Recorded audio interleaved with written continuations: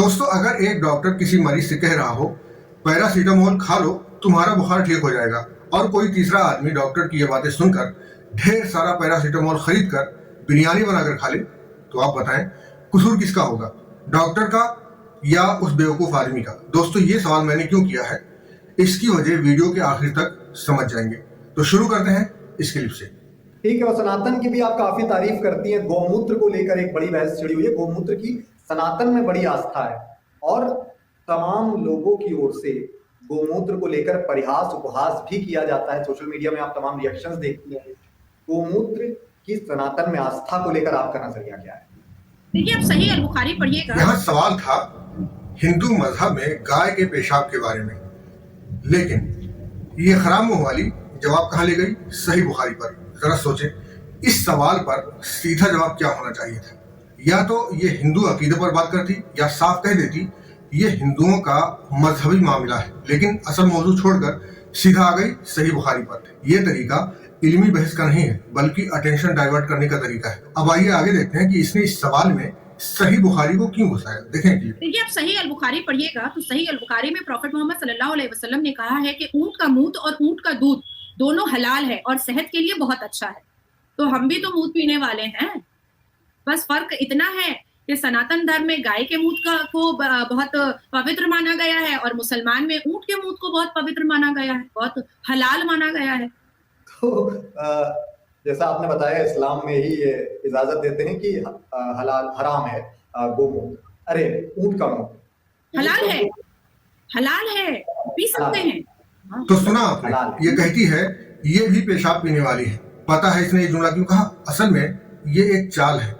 ये खुद को मुसलमान जाहिर करके लोगों को धोखा देना चाहती है, ताकि सुनने वाले ये सोचें ये मुसलमान है तो इस्लाम को बेहतर जानती होगी, जबकि हकीकत ये है कि मुसलमान पेशाब नहीं पीते।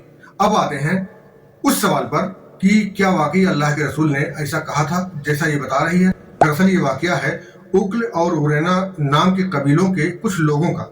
ये लोग मदीना आकर रहने लगे, लेकिन वहाँ की आबो हवा उनको रास नहीं आई और वो एक बीमारी में मुब्तला हो गए। उन्होंने अल्लाह के रसूल से शिकायत की तो अल्लाह के रसूल ने उन्हें एक मखसूस जगह भेजा जहाँ ऊँटों को रखा जाता था और फरमाया वहाँ जाकर रहो और ऊँट का दूध और पेशाब इस्तेमाल करो। लिहाजा उन्होंने ऐसा किया और सेहतयाब हो गए। लेकिन इसके बाद क्या हुआ? उन लोगों ने अल्लाह के रसूल के चरवाहे को, जो चरवाहा वहाँ रहता था, उसको कत्ल कर दिया और सारे ऊँटों को लेकर भाग गए। ये है पूरा वाकया। अब यहाँ असल नुक्ता समझें। हदीस के अल्फाज हैं फ़अमरहुमुन नबिय्यु सल्लल्लाहु अलैहि वसल्लम, यानी नबी सल्लल्लाहु अलैहि वसल्लम ने उन लोगों को हुक्म दिया। उन लोगों से मुराद कौन थे? वही लोग जो बीमार हुए थे। जाहिर है इस पूरे वाकया में उन्हीं लोगों की बात हो रही है जो मदीना में आकर पड़ाव डाले थे और बीमार हो गए थे, फिर अल्लाह के रसूल से मदद का सवाल किया।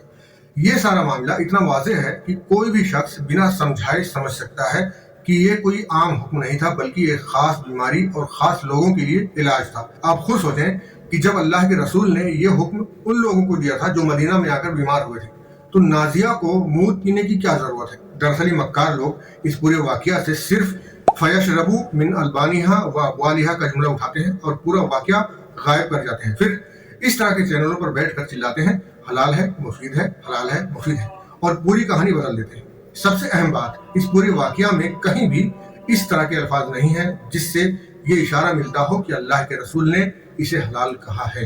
ये सरासर झूठ है, प्रोपेगंडा है और अल्लाह के रसूल पर तोहमत है। लिहाजा मैंने वीडियो के शुरू में जिस बेवकूफ़ का मिसाल दिया था, ये वही लोग हैं, क्योंकि अल्लाह के रसूल ने ये तजवीज़ किसी और को दिया था, इसको नहीं। और आखिर में ये बात भी क्लियर कर दूं कि अगर हिंदू मजहब में गाय के पेशाब को पवित्र माना जाता है तो ये उनका मजहबी मामला है, मुझे इससे कोई दिक्कत नहीं।